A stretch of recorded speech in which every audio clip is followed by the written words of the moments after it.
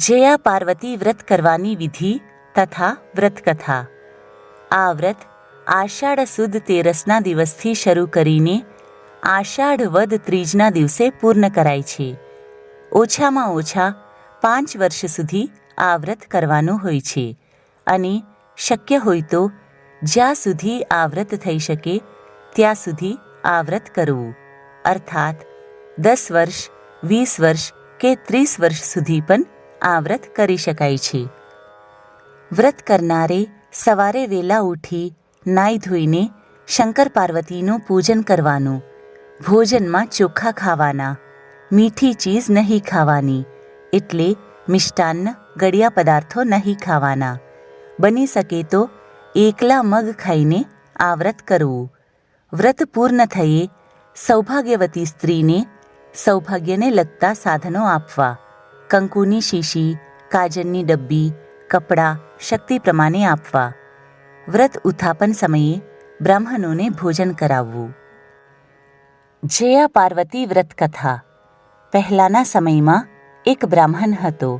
તેનું નામ વામન હતું. તે અને તેની પત્ની સત્યા એક ગામમાં રહેતા હતા.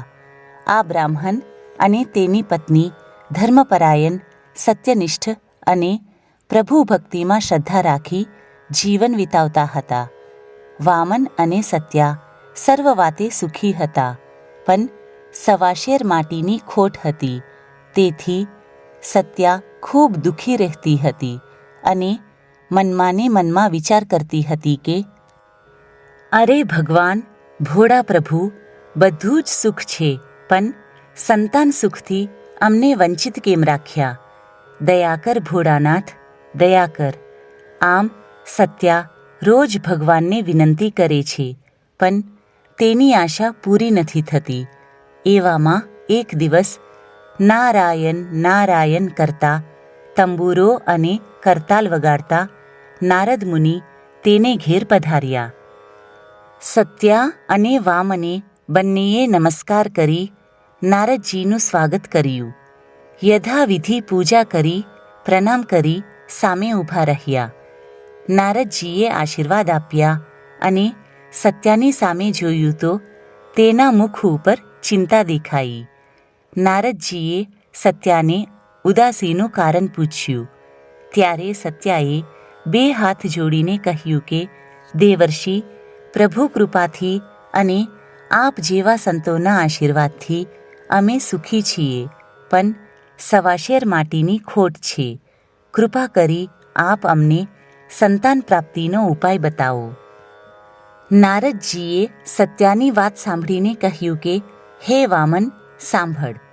અહીંયાથી દક્ષિણ દિશામાં જા. ત્યાં એક જંગલ આવશે.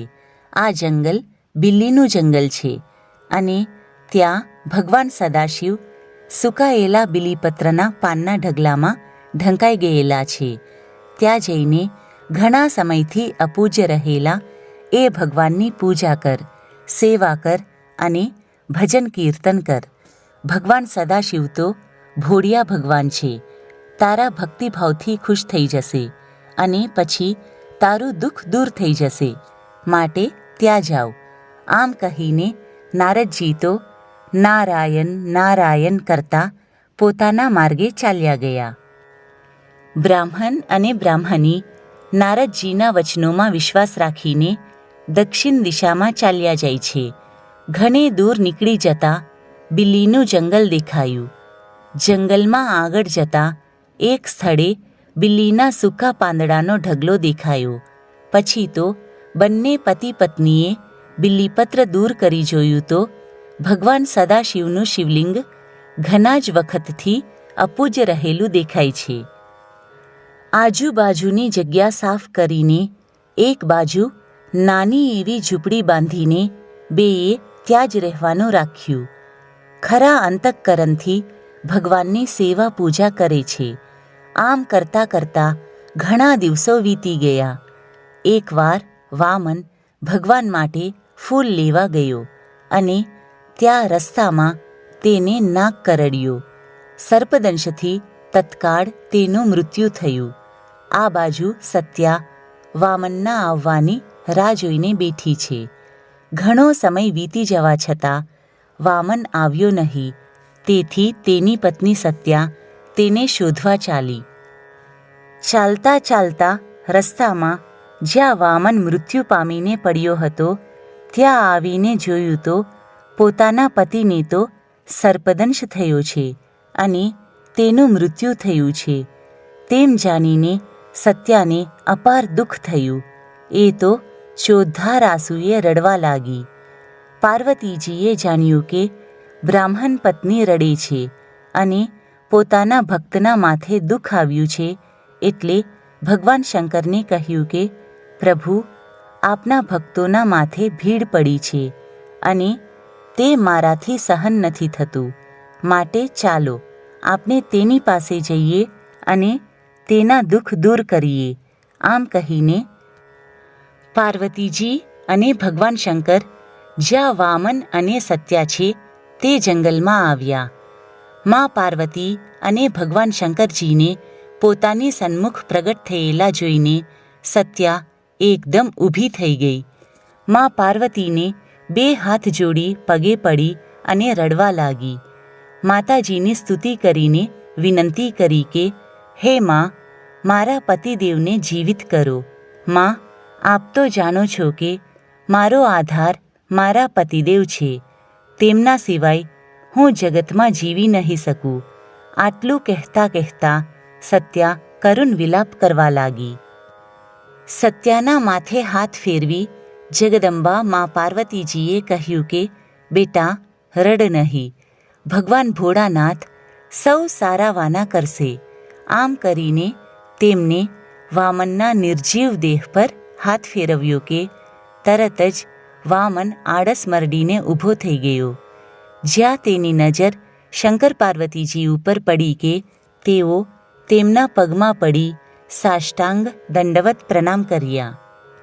પાર્વતીજીએ અને શંકર ભગવાને બંને પતિ પત્નીને આશીષ આપતા બોલ્યા કે તમારું કલ્યાણ થાવ. અમે તમારા બંનેની અપૂર્વ ભક્તિથી પ્રસન્ન થયા છીએ. માટે હે બ્રાહ્મણ, હે સત્યા, તમે કંઈક વરદાન માંગો. બોલો, શું જોઈએ છે? ત્યારે સત્યા બોલી, માતાજી, આપની દયાથી દરેક પ્રકારનું સુખ છે. માત્ર સંતાન સુખથી વંચિત છીએ. કૃપા કરીને અમારે ત્યાં પુત્ર પ્રાપ્તિ થાય તેવું વરદાન આપો.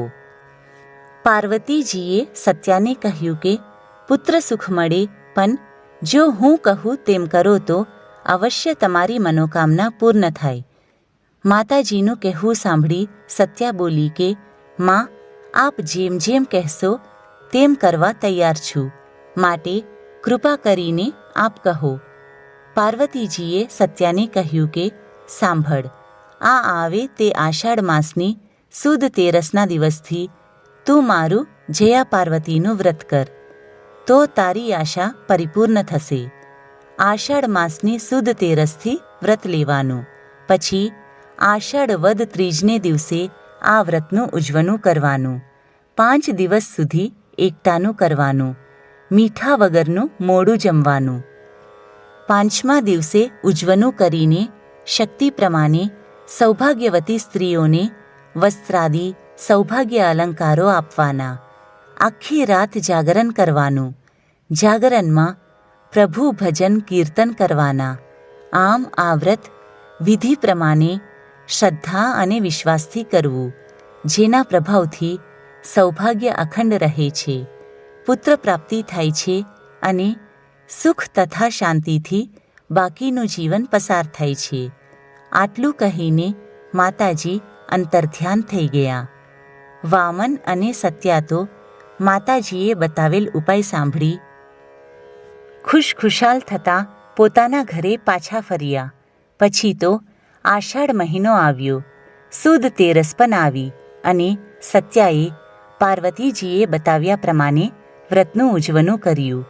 સૌભાગ્યવતી સ્ત્રીઓને જમાડી વસ્ત્રો તેમજ સૌભાગ્ય ચિહ્નો આપ્યા. આમ વ્રતના પ્રભાવથી વ્રતના ફળ સ્વરૂપે 9 માસ પછી સત્યાને પુત્ર અવતર્યો.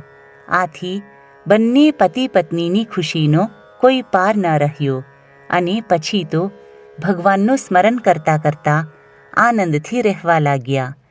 પોતાના બાળકને જોઈને આનંદથી બાકીનું જીવન સુખમાં પસાર કરવા લાગ્યા.